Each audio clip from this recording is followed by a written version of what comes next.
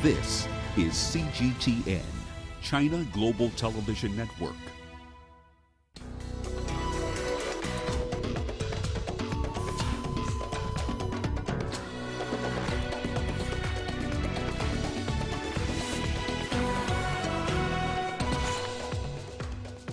Shenzhen in southern China marks 40 years since it became a special economic zone.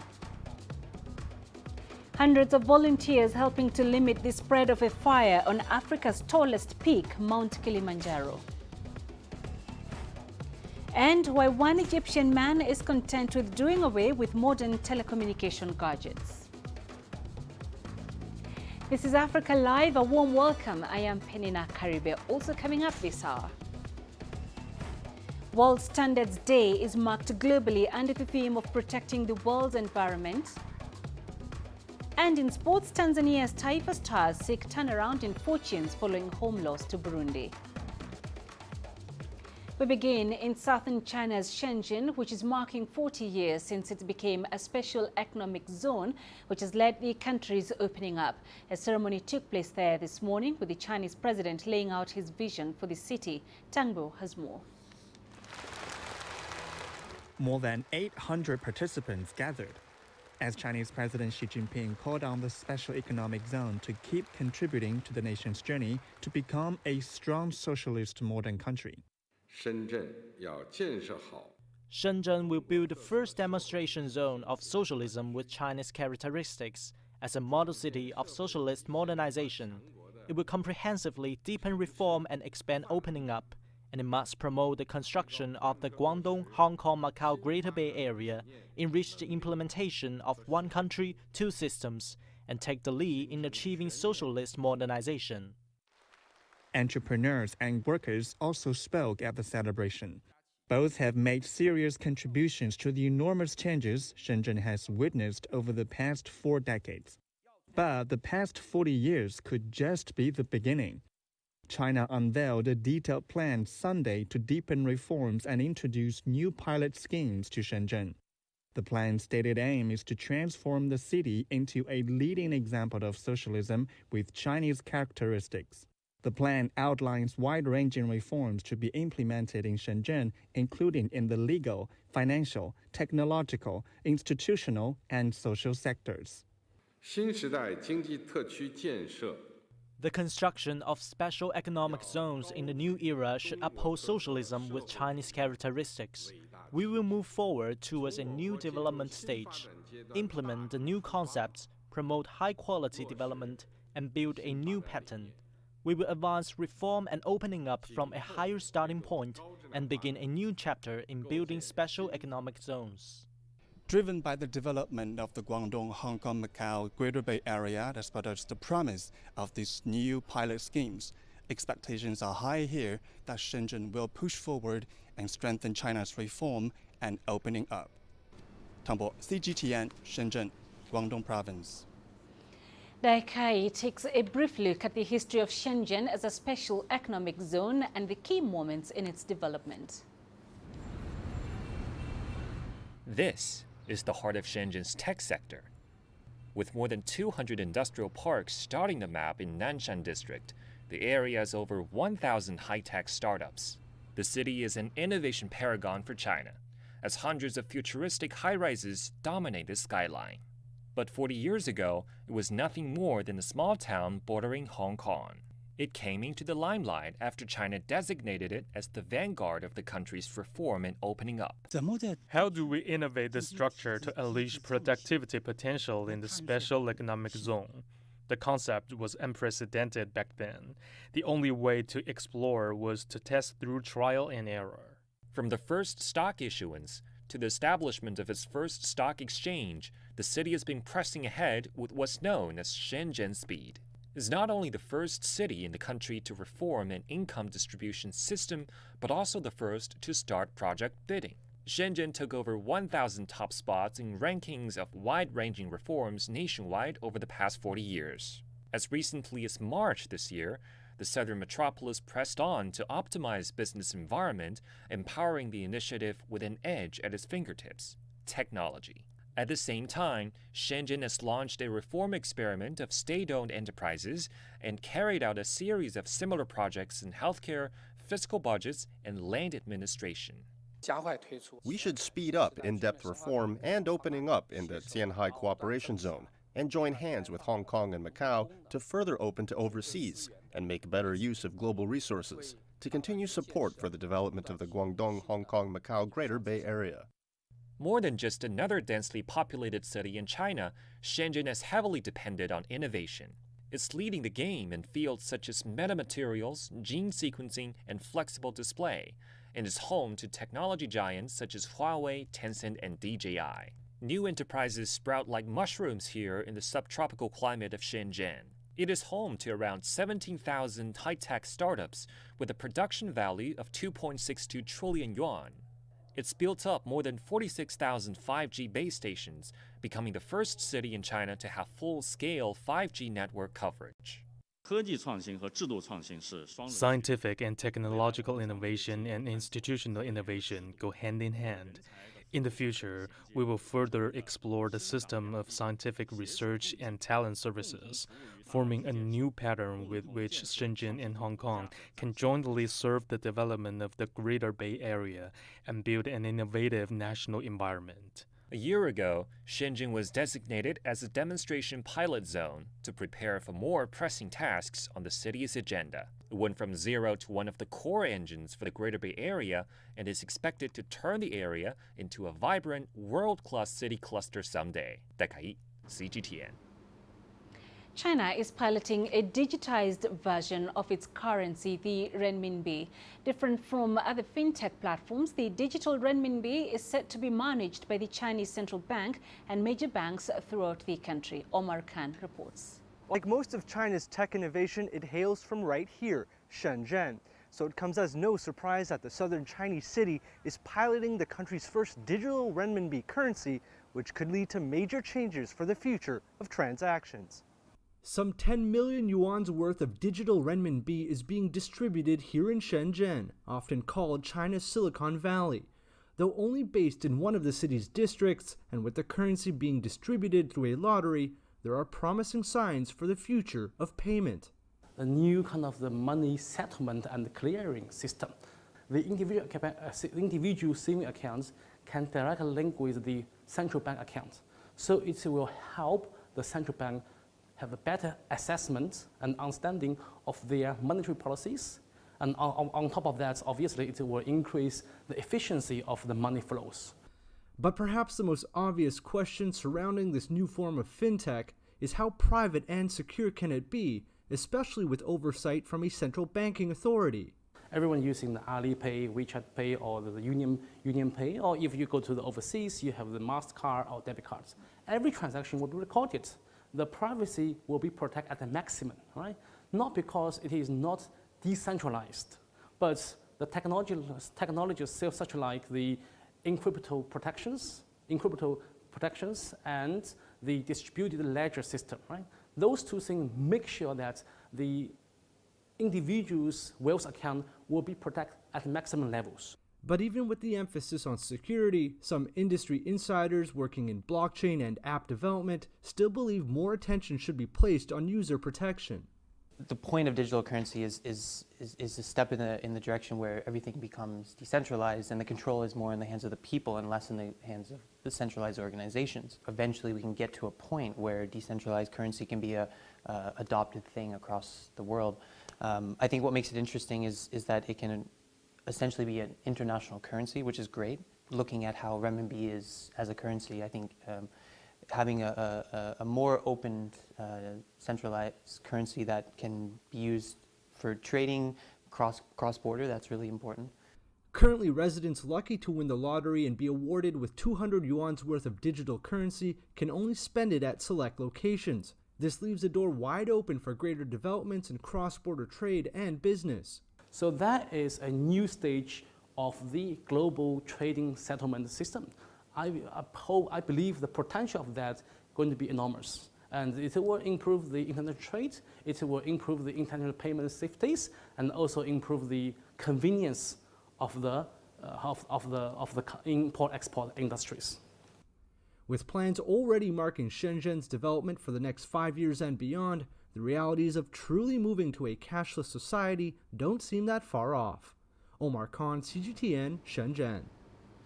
Staying with China, the country has been elected to the Human Rights Council for a 3-year term that will start next year. The Chinese mission to the UN said in a statement that Beijing attaches great importance to the promotion and protection of human rights. It also said China has made great achievements in human rights development and will actively continue to promote international exchange and cooperation on the issue. China has served as a member of the Human Rights Council 4 times. Meanwhile, China says the U.S. should look to its own national concerns after U.S. Secretary of State Mike Pompeo criticized China's election to the UN Human Rights Council. Members of the Human Rights Council are elected by member states of the United Nations. The United States withdrew from the UN Human Rights Council and stands at the opposite side of the international community. We urge the U.S. to stop spreading political virus and effectively promote and protect human rights in its own country. It should work to eliminate human rights violations, like racism and police brutality. We also urge the U.S. to protect its people's rights to life and health amid the pandemic, and stop using human rights issues as a political tool to interfere in other countries' internal affairs. In other news, Lebanon and Israel have begun talks over a disputed maritime border, said a source from the United Nations. It's the first time in 30 years that the longtime foes have held such discussions. Both sides insist the talks are not a sign that they intend to normalize relations. The meeting focuses on a small area in the eastern Mediterranean that's claimed by both countries and where Lebanon hopes to explore for oil and gas. The talks being held Wednesday at a UN peacekeeping base in southern Lebanon are being mediated by the United States with the UN as an observer. Lebanon and Israel are still formally at war after decades of conflict. To the crisis between Armenia and Azerbaijan, Russia is again calling on both sides to observe a ceasefire. Russian Defense Minister Sergei Shoigu on Wednesday urged the two warring countries to follow a truce brokered by Moscow over the Nagorno-Karabakh region. The ceasefire came into effect Saturday, but both countries have accused each other of violations, including attacks on civilians. Nearly 600 have died in the fighting, which began more than 2 weeks ago. European security officials have warned of what they call catastrophic consequences if the conflict continues in the region. Kyrgyzstan's parliament has named a nationalist politician, Sadir Japarov, as its new prime minister in a repeat vote on Wednesday. It's seen as a step towards ending a political crisis in the Central Asian nation. Parliament had to vote on Japarov's appointment for a second time after President Sooronbay Jinbekov vetoed its decision on Saturday over proxy votes. A senior Kremlin official visited the Kyrgyz capital Bishkek in an attempt to help local leaders end the impasse in the nation. Kyrgyzstan is home to a Russian military airbase and a large Canadian-owned gold mining operation. Japarov's supporters freed him from prison last week amid protests of a parliamentary election in which official results showed a landslide victory for Jinbekov's allies. The results were later annulled due to the unrest. Time for us to take a quick break. When we return, hundreds of volunteers helping to limit the spread of a fire on Africa's tallest peak, Mount Kilimanjaro.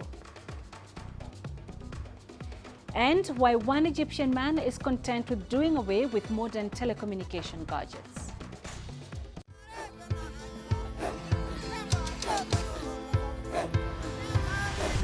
Africa is a continent of diversity, with varied climate and enchanting geography, and a people so distinct, but with a shared enduring spirit. We are at the heart of the continent to bring you the untold stories. Let's have a look.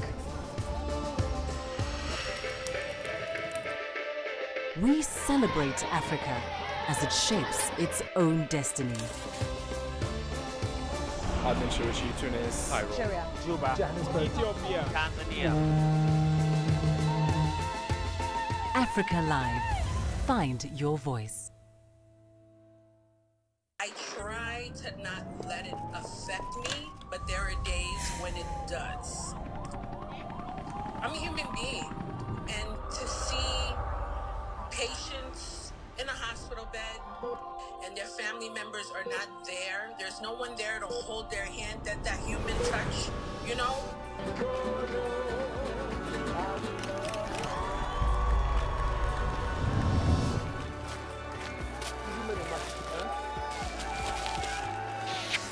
I just hope everyone can remember that the situation is not permanent and that everything will get better eventually.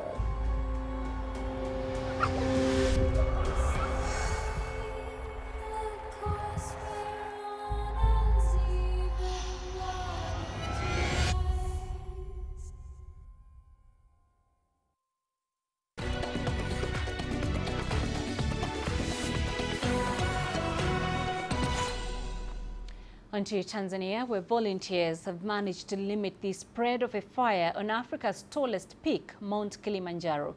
Around 500 volunteers have been involved in the effort since Sunday. A large percentage of the fire has been contained, but an area known as Kifunika Hills is reported to still be burning. It's been days of putting out flames at Mount Kilimanjaro. Authorities say the fire may have been caused by a cooking accident. Kulikuwa na kitendo cha kupasha moto vyakula vya wageni. It's the dry season, and someone was warming food for the tourists. And after doing that, by some bad luck, the fire caught some dry grass and brought about the current devastation. And as you can see, only smoking shrubs are left behind, despite the team having moved to other places. A few have been left to make sure that the smoke doesn't rekindle back into another fire. Mount Kilimanjaro is popular with hikers and climbers. Tanzanian authorities have assured tourists of their safety.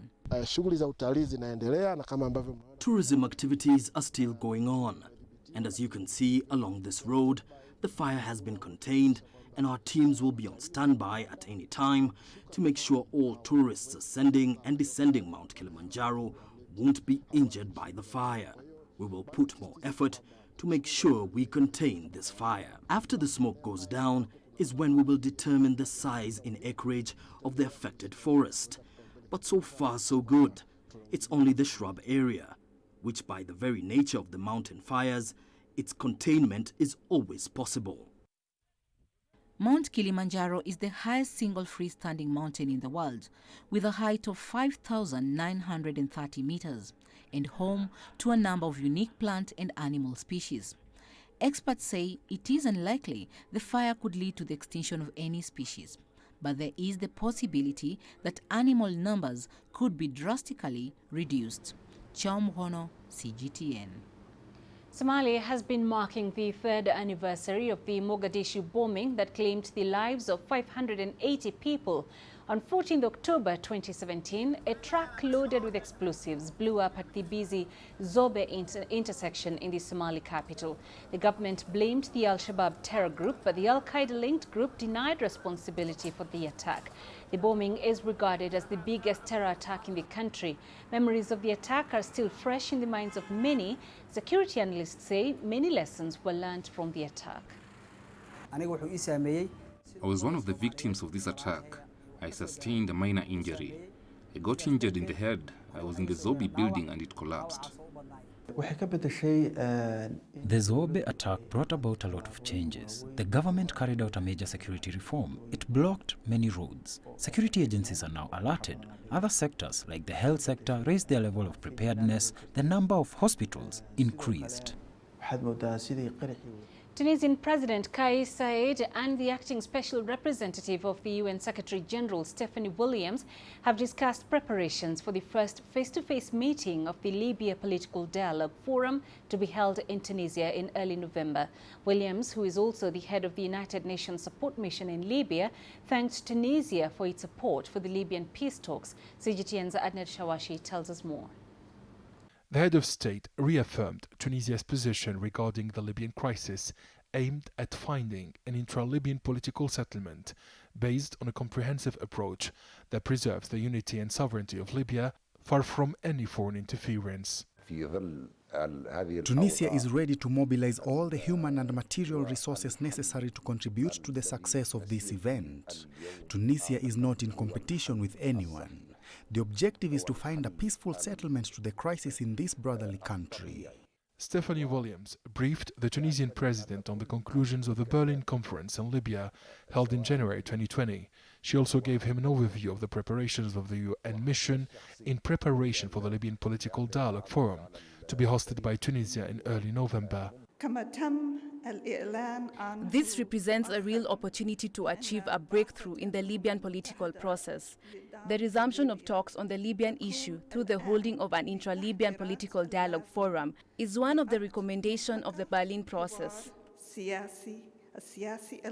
Williams added that the UN support mission in Libya will work from October 19th to facilitate talks between the two sides in the 5+5 Joint Military Commission. She also expressed hope that the talks will conclude with a decision on a permanent ceasefire in Libya.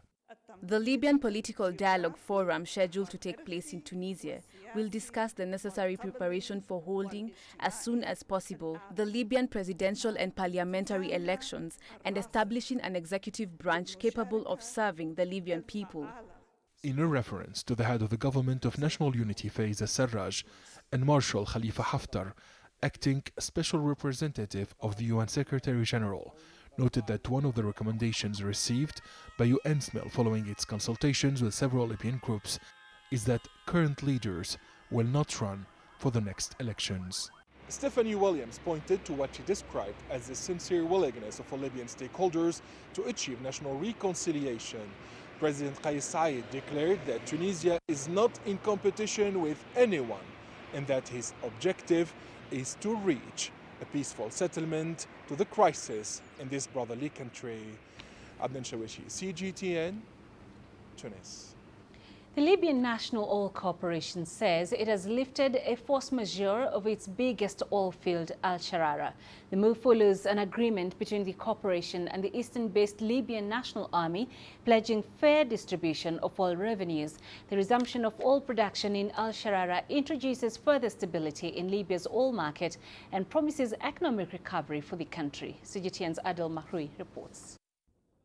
Oil production in Libya has been gradually picking up since Khalifa Haftar lifted his 9-month-long blockade over the fields and ports last September. The National Oil Corporation says it has received guarantees about the operation of the Petroleum Facilities Guard. They are troops under the management of Haftar's LNA forces. There is a real struggle ongoing over who will be in charge of securing the oil fields. The LNA is still responsible because it has no tangible guarantees on fair revenue distribution. There are two options on the table to assign a professional security force that doesn't represent either the East or the West, or LNA continues its responsibilities under a clear set of regulations. Libya's oil production has jumped from 90,000 barrels per day last month to 355,000 barrels daily in October. With the recent announcement that Al Sharara is online, that figure could double. With a capacity to produce 330,000 barrels a day and 3 billion barrels estimated in reserves, Al Sharara represents 30% of Libya's oil production.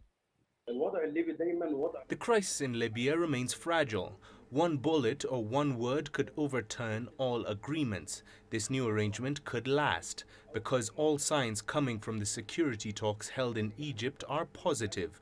Morocco-led talks in Bouznika and the constitutional talks in Cairo this week are also proceeding positively. All of this is correlated to the oil file, which is vital for the whole country. Progress in the ongoing Libyan talks guarantee a steady flow of the gasoline-rich Libyan crude. Libya holds Africa's largest proven reserves of oil. Now that Al Sharara is open, the National Oil Corporation is sending a message to comfort the world that the turbulent oil market in the North African nation has now become steady. Adel Mahroui, CGTN, Cairo. Schools across Nigeria have resumed physical classes for all grades following a government directive for learning institutions to reopen. A 7-month shutdown was imposed on all schools in the country as Nigeria battled to curb the spread of COVID-19. And as CGTN's Kelechi Mekalam reports, a lot has changed for both students and teachers. Students and their teachers are back in school. after months of the COVID-19 lockdown. But things are totally now. They must observe regulations in line with the present reality of the global pandemic. Classes have to operate at 50% capacity only. This is to ensure students maintain social distancing. Extracurricular activities too have been cut down. So we have reorganized the classes, reorganized the timetable, and we have redistributed the workload to teachers. Probably we may have to start teaching from morning till evening, if possible, so that we can go with the classroom arrangement. They don't go to the dining collectively like we used to do before. We have distributed them to go class by class. The government's been easing the lockdown gradually, but it delayed reopening schools over fears of children contracting COVID-19. Now private organizations are giving schools the much-needed support to cope with the new normal. What we did was we gave them the drum wash hand buckets for them to be able to carry out washing of their hands. We also gave out liquid soap, we gave out hand sanitizers, and we gave out face masks to ensure that as the students are resuming, we are contributing our own little quota to ensuring that the environment and the students are protected. The school environment is actually cleaner than usual. While learning, we use the face masks and the pocket hand sanitizer. Our number in class has reduced.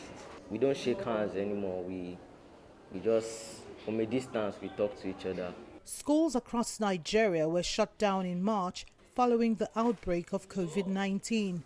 Learning has been hampered for many, especially those in public schools. Limited access to the internet and electricity slow the transition to online education. But now many students who were cut off from learning can finally return to the classrooms. Kelechi Emekalam, CGTN Abuja, Nigeria. And in Kenya, the reopening of schools is underway. However, many private schools may not reopen at all. They have for years been largely dependent on school fees for survival, and the recent pandemic forced many of them to shift to other businesses to stay afloat. Some institutions were deep in debt and were forced to shut their doors for good. CGTN's Robert Nagila has that report. 7 months after learning was suspended in Kenya. Good morning. These grade 4 students are back in class at the Mwea Brethren School, a private institution, following a phased reopening of schools in Kenya. It has not been easy. They're among the lucky ones. Thousands of students who attended private schools before learning was suspended are enrolling in new institutions. It is thought hundreds of private schools across Kenya have shut their doors permanently, unable to cope with the challenges of COVID-19. For those that have reopened like this one, it is through sheer determination. To save the school from going bust, Beatrice and her husband turned the school into a chicken farm. There are now close to 5,000 chickens here, housed in classrooms and the dining hall. For Mrs. Maina, it's because of these chickens that a school exists today. We have bills to cover, to pay, and it has not been easy.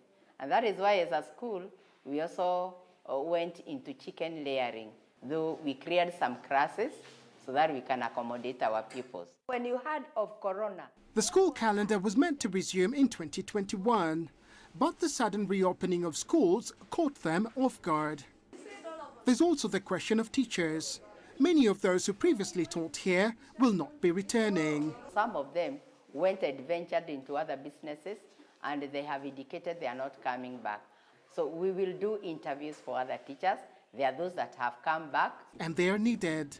The government's considering November as the official opening of the school term. We should be bold enough to continue to observe them for about 1 or 2 weeks before we decide as to whether we can risk having larger numbers. There are plans by the government to provide $70 million in concessionary loans to private schools. But until then, they'll have to fend for themselves. For the chickens at Brethren School, a new home has been found on a farm not too far away. They'll be gone by the time the remaining students report to school. Robert Nagila, CGTN, Nairobi, Kenya.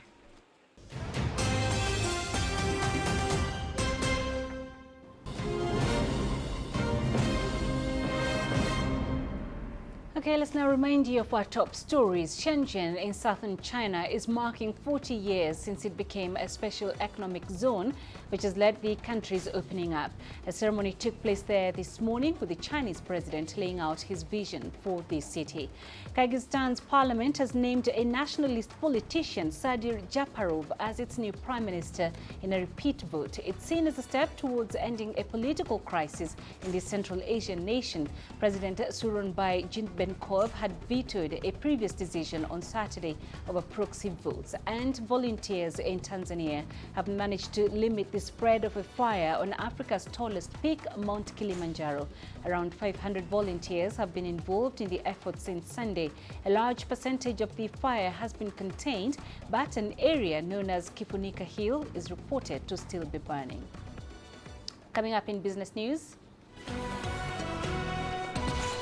World Standards Day is marked globally under the theme of protecting the world's environment.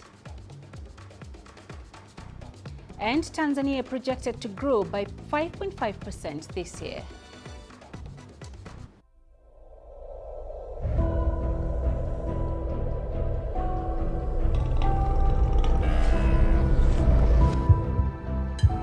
This has taken me completely out of my depth, but at the same time it's exciting.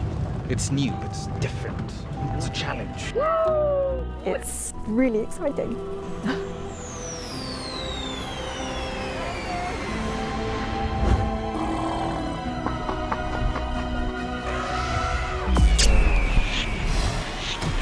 Over the last 14 hours of rain.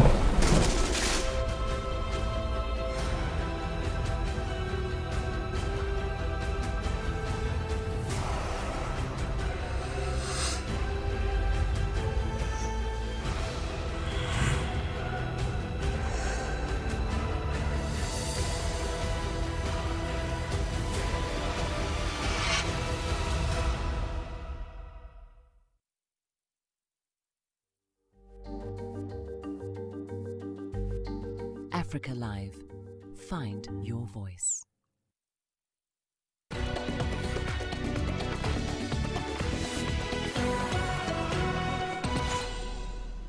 Today is World Standards Day, as is marked every year on October 14th. The day is used to honor experts within various standards development organizations worldwide.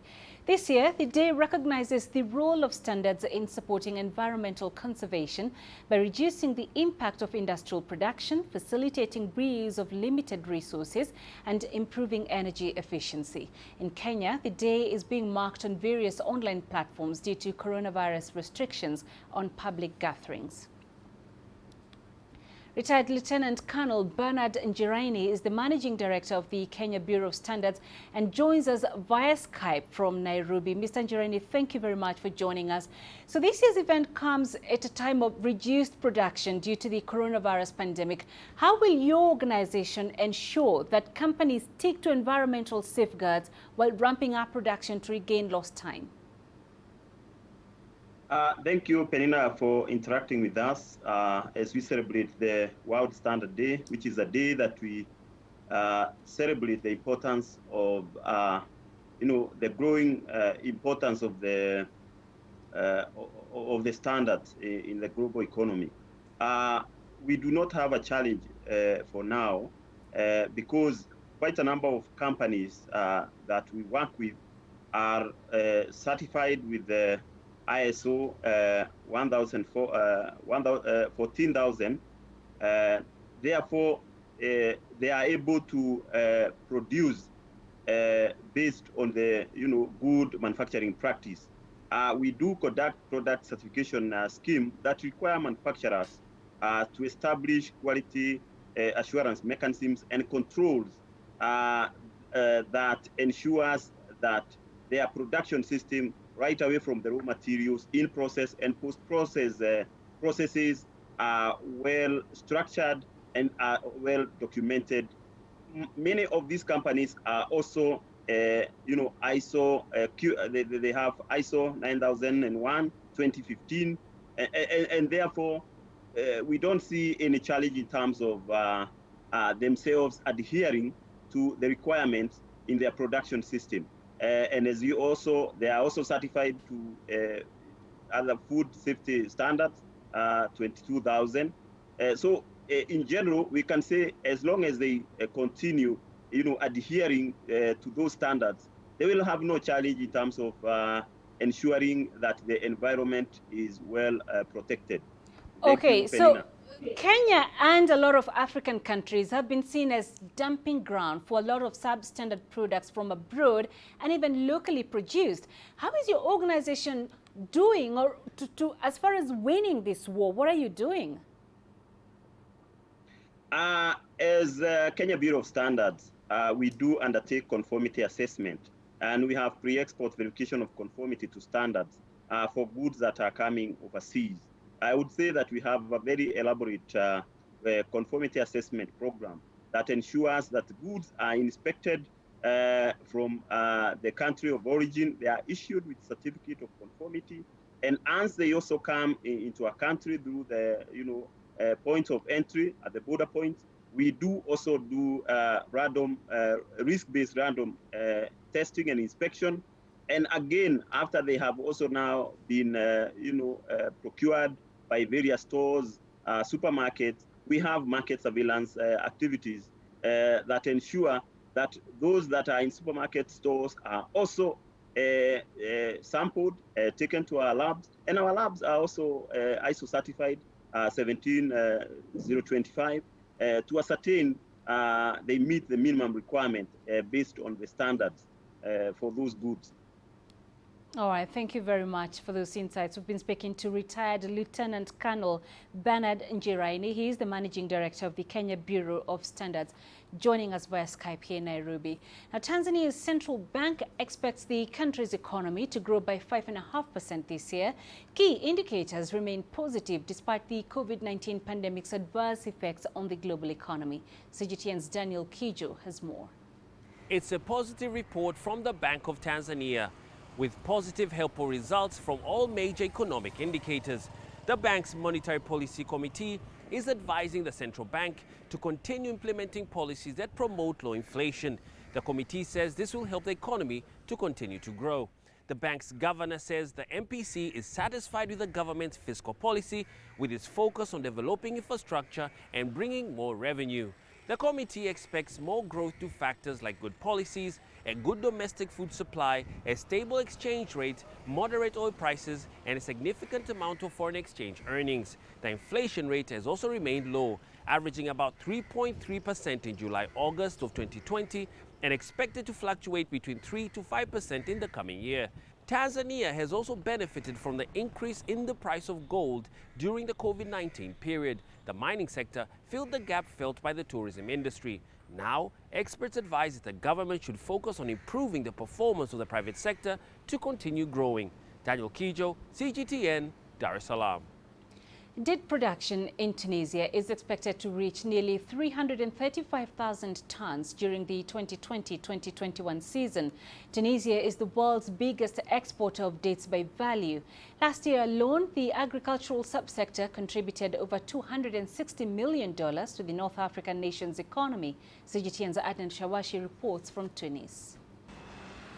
Lotfi Al-Arabi is a date farmer in the regions of Merith and Zarat in southern Tunisia. During the harvest season, he spends over 12 hours a day in his oasis, where he owns hundreds of date palms.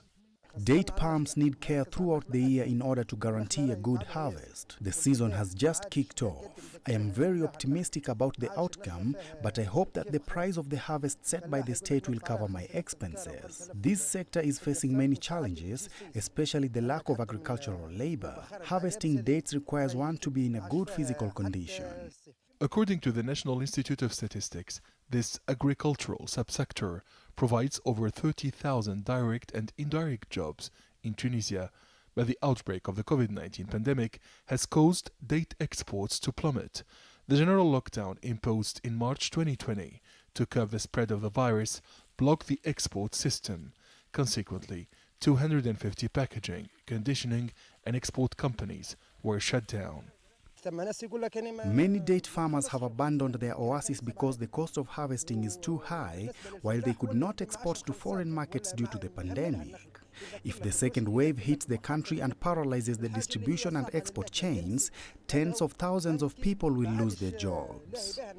The Director General of the Interprofessional Group of Dates at Tunisia's Ministry of Agriculture announced that the new season of production and marketing of these fruits will experience cyclical difficulties characterized by a second wave of coronavirus that will impact the pace of export. All the stakeholders know that the new season will be accompanied by difficulties, especially in terms of marketing and lower prices.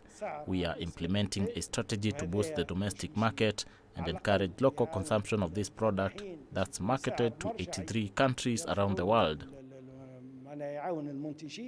With regard to exports for the 2020-2021 season, Tunisian authorities decided to grant date exporters an exceptional export premium of 50% of the cost of land transport and to increase the premium for the sea transport to the Libyan market and sub-Saharan African markets from 30% to 70%.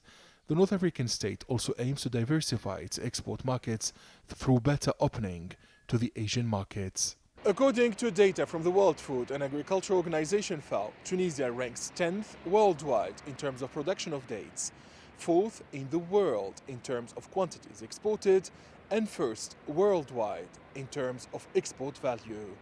Adnan Shawishi, CGTN, Tunis. Ethiopia has suspended its plan to partially privatize its national carrier, Ethiopian Airlines. While making the announcement, the country's Ministry of Finance noted that the airline remains profitable without external funds. CGTN's Grum Chala takes up this story. Under Ethiopia's economic reform plans, selling minority shares of the country's giant enterprise was being worked on. And Ethiopian Airlines, Africa's #1 airliner and one of the largest carriers in the world, was part of that plan. Now, Addis Ababa says that plan is no longer on the table. Ethiopian Finance Ahmed Shide said the government has revoked the process of partial privatization of Ethiopian Airlines. He said the revoking of the plan of the partial privatization of the airlines is attributed to its growing global reputation and profitability. Ethiopia's government earlier plan of selling minority shares of these giant airlines was motivated by the idea of making it even bigger and much more competitive compared to other international airlines. That was hoped to be achieved through increased foreign investment too. Sources, however, say ET has surpassed all expectations and has proven that it can continue being profitable without extra cash injection. The airline has defied the difficult COVID-19 times to remain successful. Grum Chala, CGTN, Addis Ababa, Ethiopia. You're watching Africa Live. We're taking a short break. Coming up, we'll look at a unique beauty pageant in Egypt targeting the young and the young at heart. The greatest journeys, the greatest sights, the greatest adventures. Here in Qanater, this weir allows the locals to walk on water. We're far more than just TV news. We're your passport to the wonders of Africa. To bring you stories of struggle, survival and hope.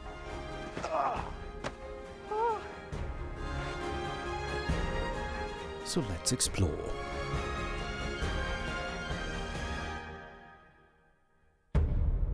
CGTN. See the difference.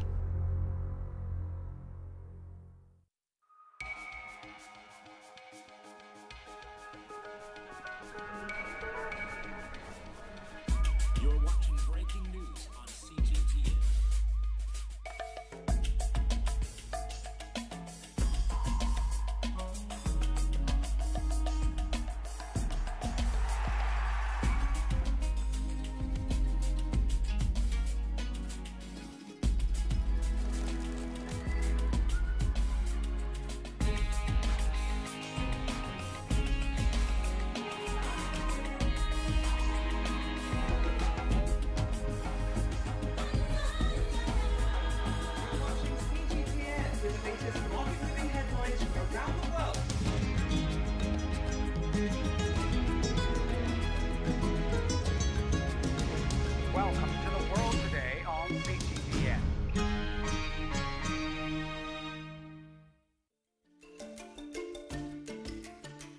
Africa Live. Find your voice.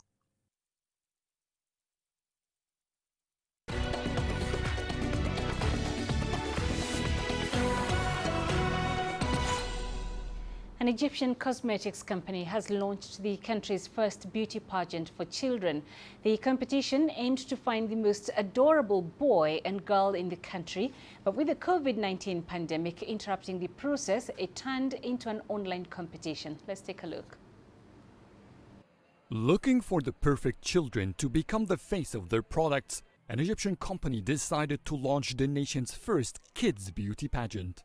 The philosophy, however, was to avoid commercialized concepts of beauty and look for a popular Egyptian view. So instead of bringing professionals to select, the company left people to vote. There is little effort towards the kids. We wanted to elevate the parents' interest in taking care of their children's beauty. That builds a child's self-esteem and can avoid many character issues when they grow up. Investing more into our kids is what inspired us to create this event. 800 contestants joined the 8 stages online competition. They had to post photos and videos until they've reached the final selection. The winners should have been announced in March, but the COVID-19 pandemic lockdown has forced the pageant to stretch to October. We came across the competition by chance. We learned about it through Facebook. It's a lot of work for a kids' competition. There were so many stages. We kept getting votes until the final stage, which was on YouTube.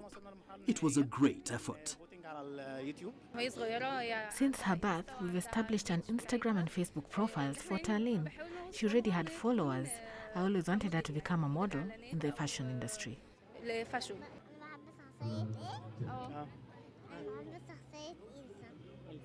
Do you want to know which cartoon character I like? I like Elsa, she says. Gaining more time under the pandemic, the competition matured. Instead of 2 winners, they became 8, giving space for differently able children to stand proud as winners. This cute competition will give a chance for these kids to become young models speaking to all segments of society. Adil Mahroui, CGTN, Cairo. And out of the story of one Egyptian who seems content with living in bygone eras, Hassan Al-Turki has taken to collecting and using vintage telephones. CGTN's Joy Kiruki with that story. This might not be a familiar sight to many young people. Hassan Al-Turki is intentional about his communication gadgets. He uses an 1898 wooden box telephone. He is among the few people who do not own a mobile phone. He believes old is gold and is a vintage phone collector. The 65-year-old operates a phone repair shop, a business he inherited from his father.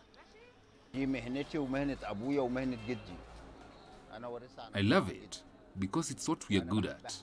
I could have been impacted by the mobile phone market, and if I didn't have any vision, I would have rented this shop for 20,000 Egyptian pounds per month. But this is my job. If it makes me 5,000 Egyptian pounds per month, I'll be satisfied. But it's not my area of expertise, and it's not about the money. I cannot abandon the thing that I grew up being attached to and loved. Al-Turki's collection consists of pieces he bought from auctions. He collected other pieces after they were discarded in old palaces and villas. He repairs and restores them to working condition.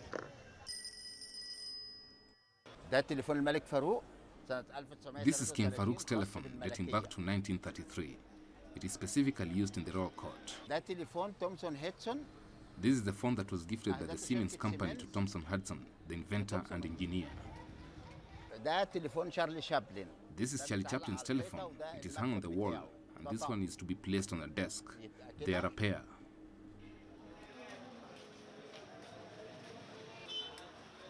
Al-Turki has also introduced his sons to the business. They often help at the shop. We are proud of my father's profession since he inherited it from his father. It's something that we are proud of. and something that belongs to us. This has always been my dad's theory, and this is what he taught us. As you can see, the telephones here are all very old and ancient. This is history. We are proud of it until now. It's a family business Al-Turki is determined to preserve and pass on to the next generation. Joy Kiruki Juma, CGTN. And coming up in sports, Tanzania's Taifa Stars seek turnaround in fortunes following home loss to Burundi.